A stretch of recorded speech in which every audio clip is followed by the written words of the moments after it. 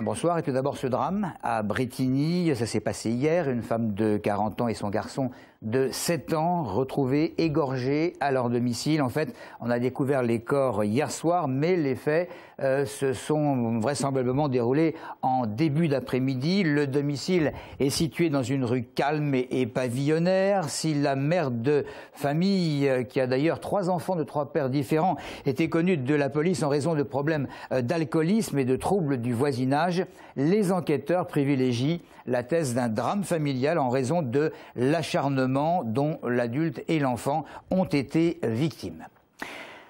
Alors que la question des rythmes scolaires et de la fameuse réforme continue de perturber quelques élus et bon nombre de parents, certains maires essonniens, ceux de Janvry, de Montgeron, de Viry-Châtillon, pour ne citer qu'eux, ironisent contre l'éducation nationale qui a décidé de fermer les écoles maternelles et primaires mercredi prochain. Le motif ?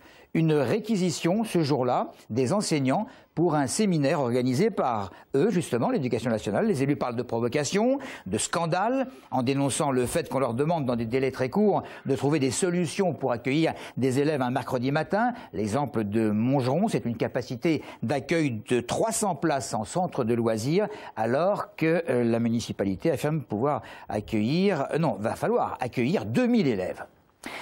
Sidi Bendiab, exclu du Parti socialiste. C'est un proche du député essonnien Malek Bouti, qui a eu le tort de mener une liste à Grigny, concurrente à celle soutenue par le PS au municipal. Sidi Bendiab s'est également prononcé en faveur du candidat de droite à l'agglomération de Viry-Grigny.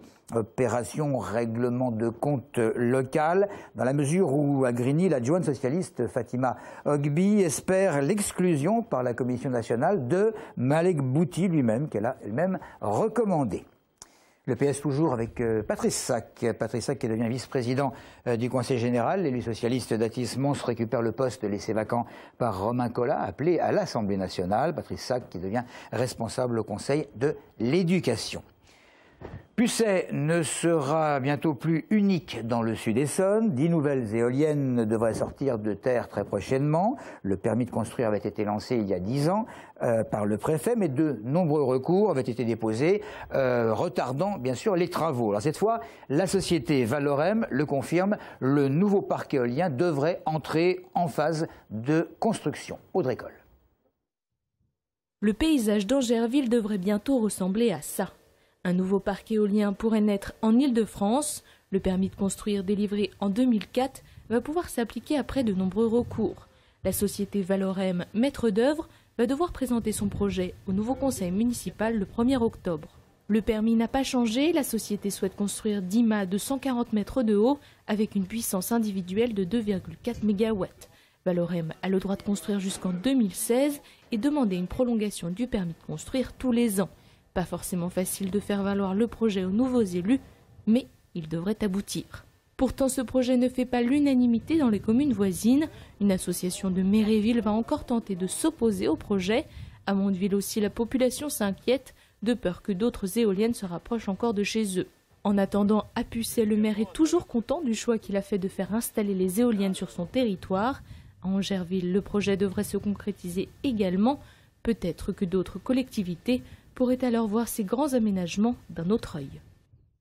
Hervé Mariton hier en Essonne pour sa candidature UMP et ce soir c'est Hervé Morin qui animera une réunion publique, cette fois à Brétigny. L'ancien ministre de la Défense devrait rencontrer de nombreux sympathisants sensibilisés par la course à la présidence de l'UDI. Présidence, je vous le rappelle, laissée vacante par Jean-Louis Borloo. Et on va terminer par le théâtre d'hier. Ça s'est produit il y a quelques jours, la soirée d'ouverture de la saison culturelle de la communauté d'agglomération du Val d'Hier. Soirée qui a rencontré un franc succès sous les yeux évidemment attentifs de Nicolas Dupont-Aignan. Quand on a construit ces salles, on nous a dit attention de ne pas faire des cathédrales dans le désert. Eh bien on s'aperçoit aujourd'hui qu'elles vivent, qu'elles sont pleines, qu'ainsi elles répondent à un besoin. Et quand on voit qu'en venant ici on paye la moitié du prix que peut payer à Paris, sans les transports, c'est aussi une politique importante qui va au-delà de simplement de la distraction. qui est presque sociale. On a rapproché de magnifiques spectacles de la population. Accompagné d'un piano et d'un violoncelle, le duo d'artistes musiciens Laurent Sirade et Paul Staigou est venu apporter à cette soirée près d'1h30 de show décalé.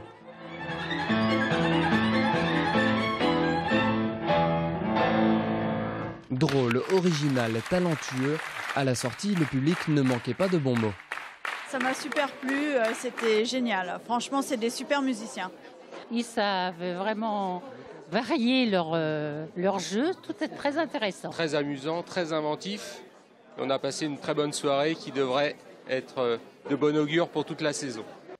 Théâtre, danse, humour, musical, concert, cette année encore, un programme particulièrement éclectique promet au Val-d'Iérois une saison exceptionnelle, emmenée notamment par Vincent Niclot, Muriel Robin, Jeff Panacloc, Josiane Balasco, Tal, Louis Delors et bien d'autres à retrouver dans toutes les salles du Val-d'Hier. Voilà donc pour l'essentiel de l'actualité départementale côté national. L'actualité est évidemment dominée par l'effroyable annonce de la décapitation de l'otage français. Merci de votre fidélité.